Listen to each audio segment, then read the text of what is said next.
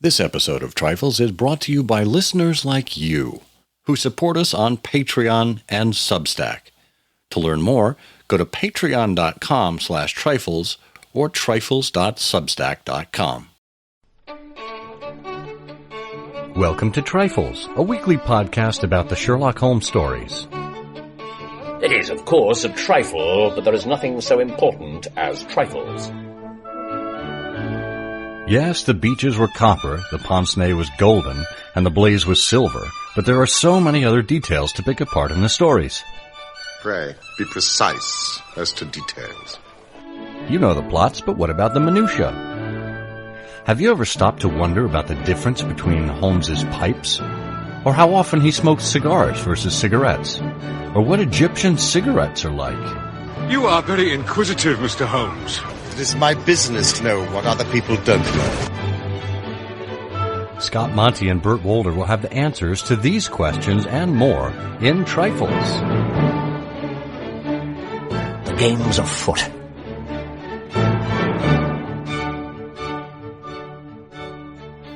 Episode 450, The Fabulous Originals. Well, hello there, and welcome to Trifles, the Sherlock Holmes podcast where we get into the details in the Sherlock Holmes stories. I'm Scott Monty. I'm Burt Wolder. And Burt, I must say, you, sir, are fabulous and original. Oh, dear. Yeah, I'm the rare first edition Burt Wolder with the misprint behind my right ear. Now, did your mother ever tell you that when you were born, they threw away the mold? She told me something about being born moldy, but I don't remember. Some of it grew back. If that was exactly what it was. I think it was something like she would always say, and I'm still scratching. I think that's what she said. Oh, goodness. Well, things are quite refreshing around here now. No, nothing moldy, so nothing to worry about. This episode of Trifles is brought to you by... Yes? Rob Nunn. Hooray! Yeah, this was Rob's idea, wasn't it? Yes, it was Rob's idea. Rob is one of those listeners who wrote in and said, hey, I think I've got an idea for you guys. Yeah. And Bert is one of those co-hosts that goes, have we done this yet? Have we done this? And don't forget, by the way, since I've got my co-host responsibilities here, don't forget to send Rob the invoice for this. Oh, of course. Of course. I'm looking for where we noted that, though, because I wanted to get the wording right in his request. Oh, it's on the bottom of the spreadsheet. It is. Is it? If you scroll down there, you will see. Yeah. Well, it was here. Oh, no, Rob Nunn suggests disability in the Canon. Maybe it was on another page. Oh, sure, I didn't think it up on myself. I don't believe you. Oh, yeah, there it is. Over on the Stranger's Room from 2019. Oh, that's right. And 5 years link. ago, 6 years ago, yeah. Yeah, no, there was a link. Yes. That took it. Yeah, topic items. Real life people in the canon or folks' characters were based off of. Right. Well, thank you for that, Rob. We will be discussing real life people who inspired characters in the canon. And we even have a book that folks might want to pick up to help you through that. Not just for the canon, but for literature writ large, as it were. We do have great content for our paying supporters, that is, people who support us on Patreon and on Substack. Things like Trifling Trifles, shorter episodes that don't fit the full episodic nature of these. And we have bonus content there as well. And all of that is available on patreon.com/trifles and trifles.substack.com. You pick which platform works for you, and we're happy to have your support for as little as $1 a month. You can take out a monthly or an annual subscription. Save if you buy the annual version. You get a discount there. I think it's 20% either way. But we do thank you for your support in advance. And we always love to hear from you. If you have a topic you want to recommend, like Rob did here, well, drop us a line or drop onto our Facebook page.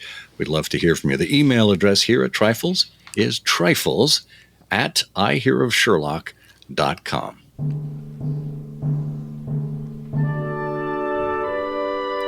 Okay, Bert, I have to credit you not only with picking up on Rob's suggestion, but I believe with directing me toward Irving Wallace's book called The Fabulous Originals.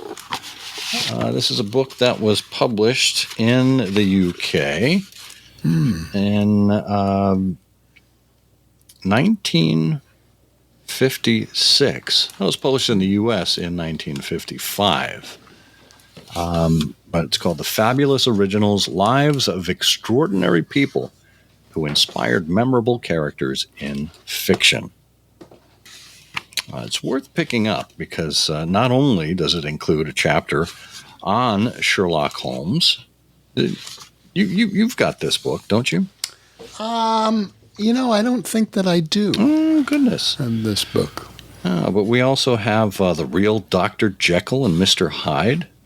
That's a true story of Deacon William Brodie, whose life inspired Robert Louis Stevenson to create Henry Jekyll and Mr. Hyde. Who else do we have? The Real Robinson Crusoe.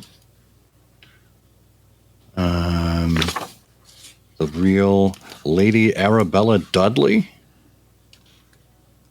That's the true story of Lady Ellenborough, whose life inspired Honoré de Balzac to create Lady Arabella Dudley in The Lily of the Valley.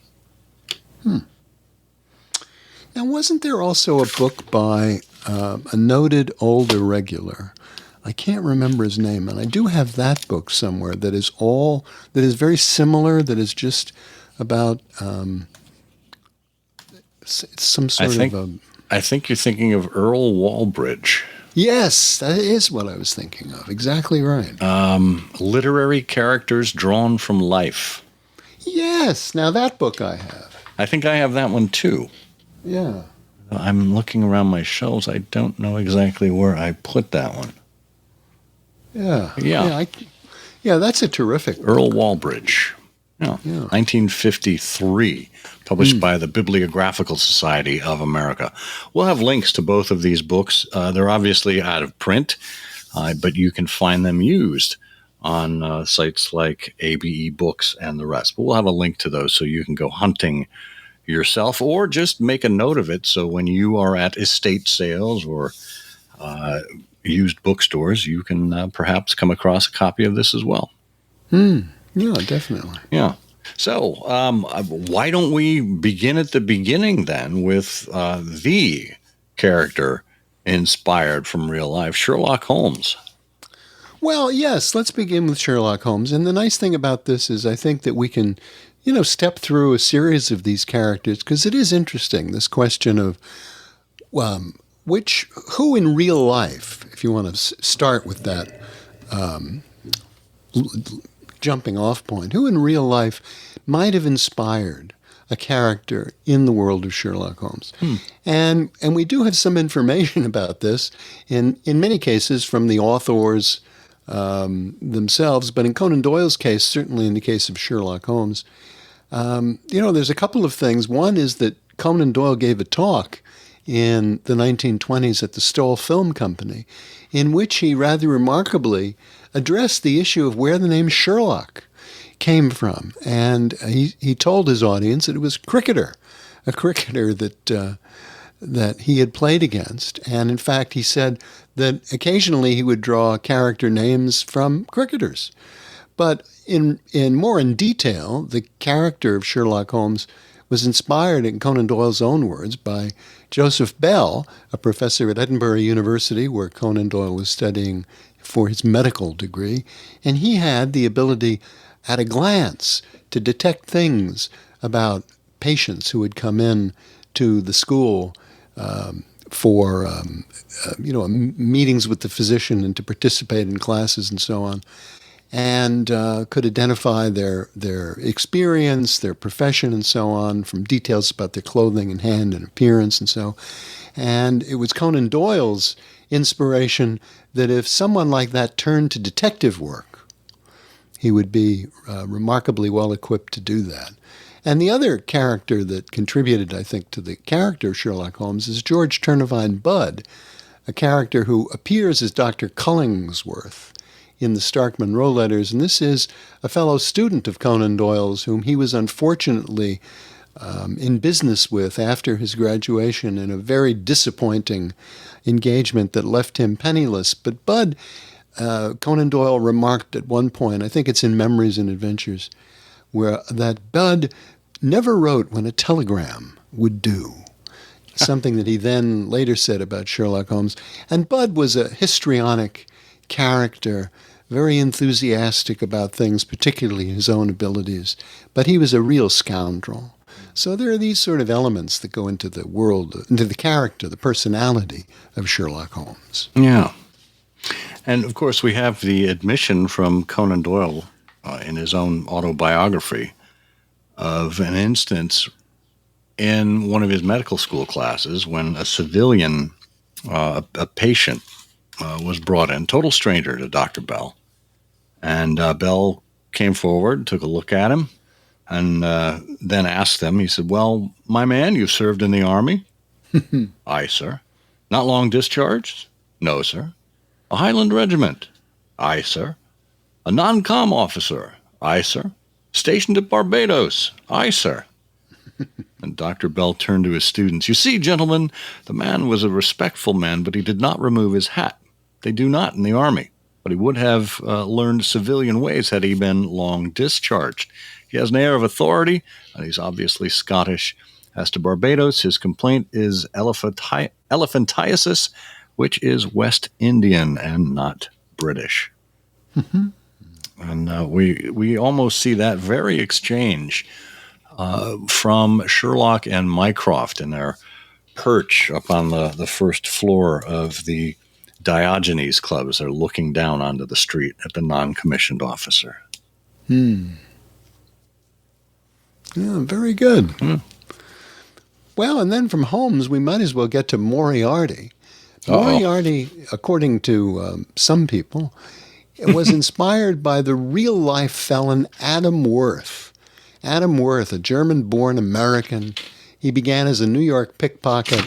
He robbed pawnbroker shops in Liverpool. He ran a gambling racket in Paris in the 1870s. He had a criminal network in London that organized robberies of all sorts and art thefts.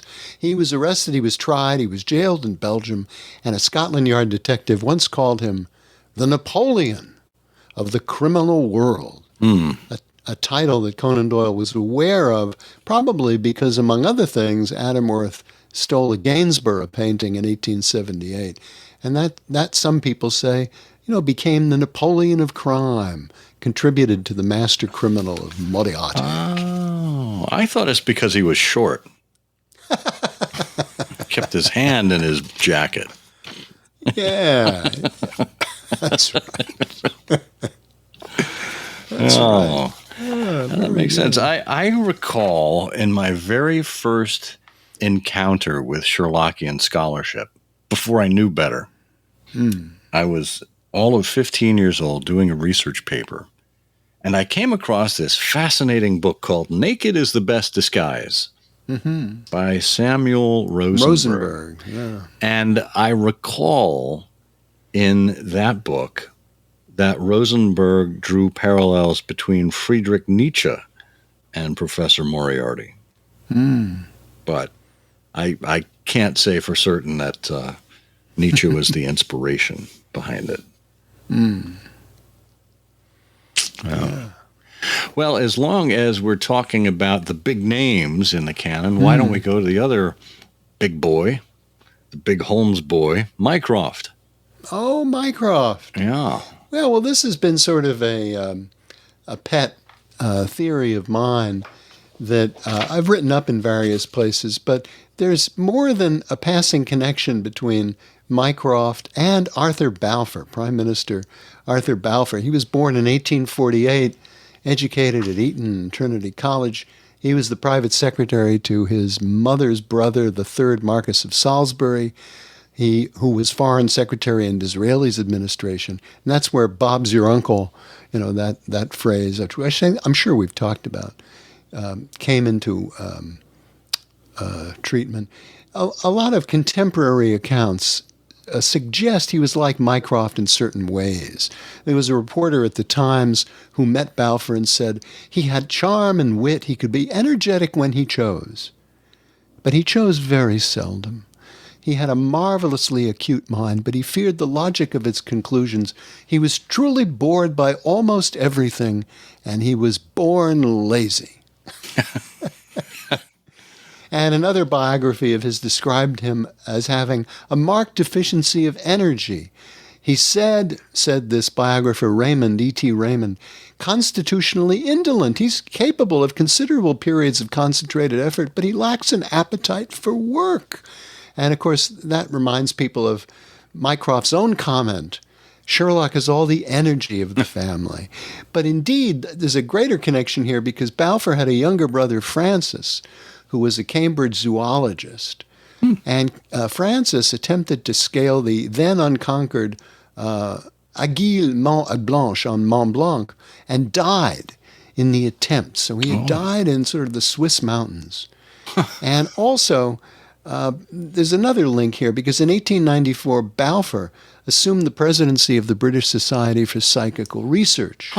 And of course, among its members was Arthur Conan Doyle. And last, Balfour was the first prime minister to live in the residence now mostly closely associated with the premier in Britain. He lived, it was said about Mycroft, round the corner to his rooms in Pall Mall, said Sherlock Holmes. And so he did, because from 1902 to 1905, this man who may have been Mycroft Holmes went home to 10 Downing Street, which was around the corner. So that's amazing. Yeah, it's kind of interesting. Now, interestingly enough, Balfour was very thin and not nearly as heavy as Mycroft. But by some accounts, Balfour, was very concerned about being fat. So, well, there you go. We got a little bit of both Holmes brothers in Arthur Balfour. Yeah, how about that? I like that. That's a really solid identification there. Well, yeah, a lot like to be the theory. suspicious about. Yeah. Oh, thank you. Yeah.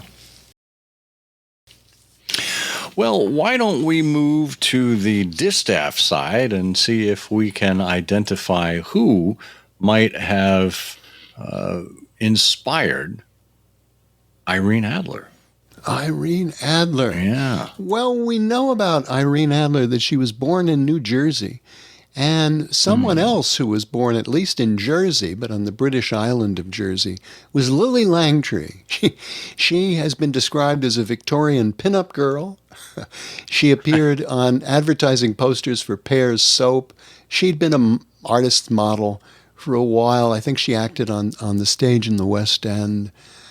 She was witty and intelligent and beautiful, and attracted the attention of, unsurprisingly, Edward, the Prince of Wales, despite the fact that they were both married and there was considerable gossip about her. And she bred racehorses and became intimate with people like the Earl of Shrewsbury and Louis of Battenberg. So some people think that she became a model, or contributed to the character of Irene Adler, who, after all, was born in New Jersey from a scandal in Bohemia. I think that's a solid identification as well. Oh. How about other minor characters in the canon? I mean, we have any people that might pop out a little bit that might be referenced in real life? Yes, well, one is Colonel Moran, Colonel Sebastian Moran, whom is called, you'll recall in the The Empty House, The Old Shikari. Well, there really was a shikari. Henry Astbury Leveson, Leveson, who's frequently misspelled as Levinson, but it was Leveson, Leveson. He was born in 1828. He died in 1875. He was a sportsman. He was a big game hunter. And he wrote many books using the pseudonym The Old Shikari. Although he spelled it Shekary, The Old Shikari. And he became connected when he was a very young man in the East India Company. He was 9 years in India. He developed his experience hunting tigers and other game. He returned to England, volunteered to serve in the Crimean War, commanded a brigade of the Turkish army. He was attached to the British regiment of the 63rd Regiment, I think. But he hunted wherever he found himself in the world. And, that pseudonym, The Old Shikari, that's pretty indicative. And he certainly, of course, he died in 1875, but he was certainly a figure that was well known in England in those days. And this isn't widely recognized, but he used to spell his first name, Henry, Hen3RY. 3 was silent. Hat tip to Tom Lehrer for that one. Yes. The late Tom Lehrer. Always good for that. Yeah. Well, and then we have John Douglas. John Douglas from A Valley of Fear. Oh, yeah. Frequently aligned with James McParland, who was a Pinkerton agent. And Conan Doyle, of course, met Pinkerton when he was on board a ship crossing the Atlantic. And they talked about the detective agency. And Pinkerton's agents, of course, feature in the Sherlock Holmes cases. And McParland went undercover to infiltrate the Molly Maguires in Pennsylvania. And, was successful in the prosecution of members of that group for various crimes. And as a result, he had to go into hiding after threats on his life, of course, and we know what happens to John Douglas, which is not a positive end. But McParland himself had to live under a false name and may have been the inspiration for Bertie Edwards in Valley of Fear. How do you like that? Well, and how would we recognize a fellow by the name of Thomas Miller Beach if he showed up in the canon? Beach. Well, it's another sort of interesting little theory of mine. He's very Altamontish. We know about Altamont, what he does as a double agent. But Beach, also has a more than passing similarity to Bertie Edwards. What happened to Beach, Thomas Miller Beach, in 1881, he enlisted. He was an Englishman who followed his American friends from France. He's sort of a ne'er-do-well in France, and he followed his American friends to enlist in McClellan's army in 1861 as a Frenchman. He didn't want to enlist as an Englishman. So he adopted the persona, because he was in France, of Henri Le Caron, and he won the rank of major. And after the Civil War, he became connected with the Fenian Brotherhood in America. And when he wrote home to his father, he mentioned the Fenians' plans to march into Canada. And his father in England told his local MP, who in turn told the Home Secretary. And as a result, Beach became a spy for the British. But here's the connection. In 1892, he writes a memoir, 25 Years in the Secret Service. It's a bestseller in England. And like John Douglas in A Valley of Fear, he becomes a marked man. He spends the rest of his life under guard. He dies in April 1894, and he's buried in London at the West Norwood Cemetery, about 3 miles from 12 Tennyson Road in South Norwood, where Conan Doyle lived from 1891 to 1894. Aha. How do you like that? How about that? Altamont in the flesh. Maybe. Well, I can think of one more. I mean, there may be others, but for the sake of keeping this trifling, this is a lesser known influence, but it was one very close to home for Conan Doyle. Conan Doyle, of course, was a great lover of pets, loved having animals around the house. And are you familiar with Claude? Only as a description of the effect of a lion's gesture. No, Claude, of course, was his pet snake. And that inspired the Indian swamp adder and the speckled man. Oh, goodness. No, I'm kidding. I don't know if he had a snake or not. Pet snake, he should have. Oh, speaking of snakes, you know, Yes. that reminds me, there's one more. Oh, Milverton. And this has been written about. Milverton, you know, because Holmes you just reminded me, because Holmes says, you know, have you ever looked at the reptiles at the zoo, Watson? Mm-hmm. Well, Milverton has been linked to Charles Augustus Milverton has been linked to a real-life character, Charles Augustus Howell, who was also a blackmailer. And basically Howell, you know, moved around, I think, much earlier than Milverton would have, but he was basically found dead, I think, in the 1890s somewhere. His throat had been slashed, and there was a gold coin stuffed in his mouth. And people have made more than one connection between Charles Augustus Howell and Charles Augustus Milverton.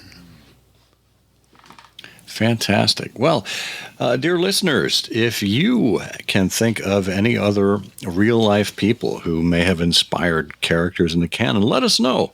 Drop us a line at Trifles at I Hear of Sherlock, or leave a comment on the Substack or Patreon pages where we've posted this episode. We'd love to hear from you, love to get your theories as well. And this all has just been a trifle. It is, of course, a trifle, but there is nothing so important as trifles. Please join us again next week for another installment of Trifles. Show notes are available on SherlockHolmesPodcast.com. Please subscribe to us on Apple Podcasts and be sure to check out our longer show, I Hear of Sherlock Everywhere, where we interview notable Sherlockians and share news of the Sherlockian world. You've taken my breath away, Mr. Holmes. You have discovered two things, both falsehoods. One, a squalid piece of gossip. And the other, an apocryphal and insulting fancy about the origins of my great patron. I did not implore you to come here to blacken the name of the Holdernesses, Mr. Holmes. Calm yourself, Dr. Huxtable.